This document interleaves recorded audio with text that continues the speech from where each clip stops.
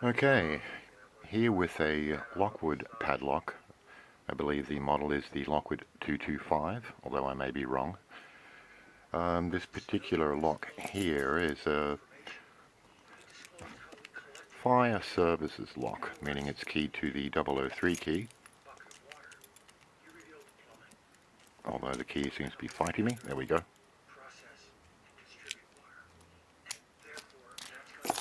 So commonly it's used to lock up fire alarm panels and the like, or external equipment, and the fireys can just use their standard key to access whatever equipment is behind this lock. So I'm putting in front of the camera because I'm about to do a little bit of exploration, and in case of disaster I'd like to have a record of what horribleness occurred and how I might reverse the horribleness and get this lock back together. So without further ado, I'm going to follow along, a bit of a hunch, and see what I can find out. Okay, so while tinkering with this lock before, I noticed that this little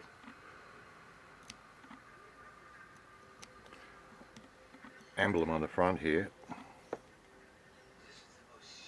could be moved a little, and it seems to me that if I can get under it, that I can pull it out. Haha!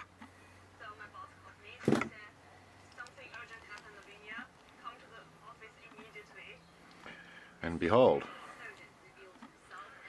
we are looking at the insides of the lock. In particular, the locking mechanism up here is spring on the left. You see the plug here.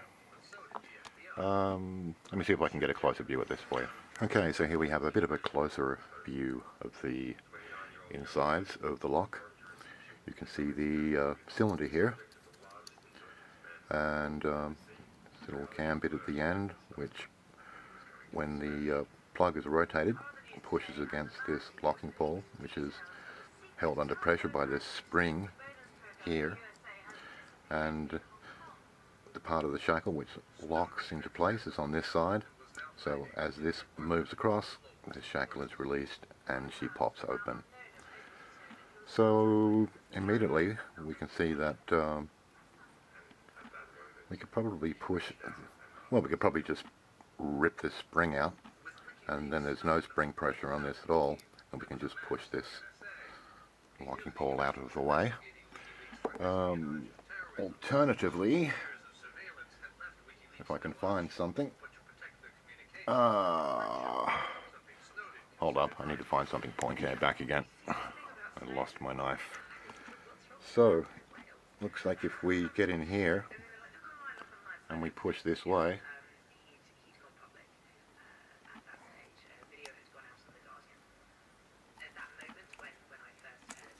we should be able to release this.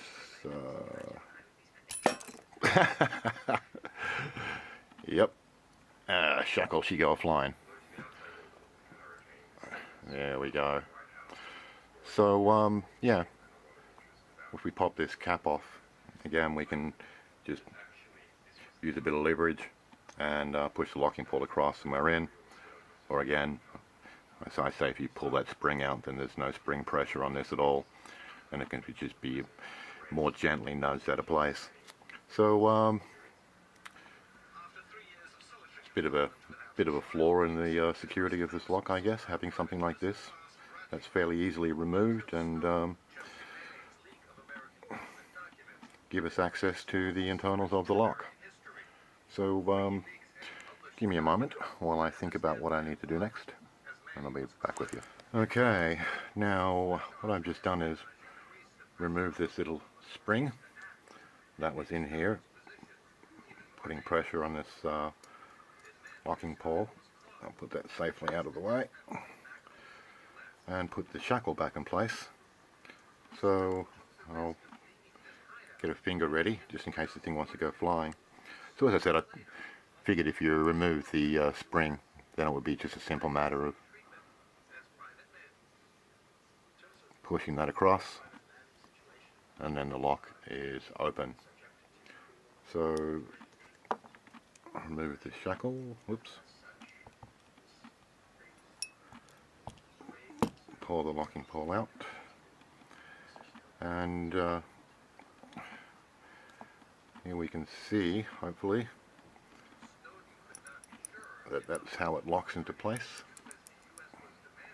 Once it moves out of the way, the shackle is able to move freely. It's got a bit of a taper there, so when you push down, you can push against the pole, and the spring, once it gets beyond that point, the spring pressure will push it back into place and lock it.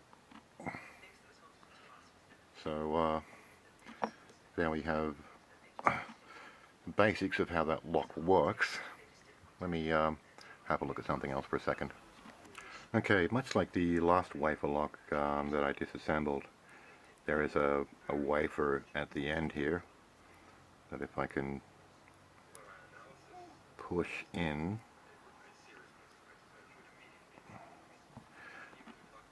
the plug can be removed. So, and interestingly, this one is on the top. So I wonder whether you got to the end here.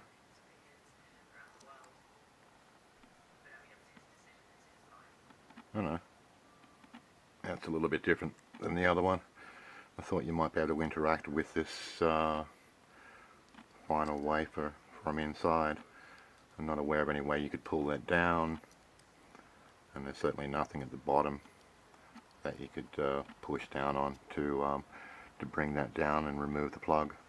But it doesn't really matter, considering you can just pop off the front and remove it from the inside. So as it is, it's 1, 2, 3, 4, 5 wafer lock, and the wafer in number 6 serves to hold the plug into place. So that's it. That is all that is inside this lock. Okay, a little bit of fumbling around, back together again. It's kind of a little bit harder to put it back together than it was to pull apart. Pop that cap back on the front. She's all back together and looking nicely.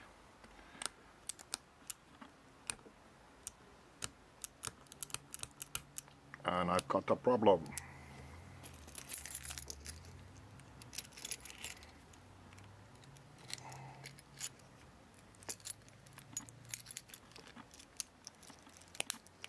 There we go.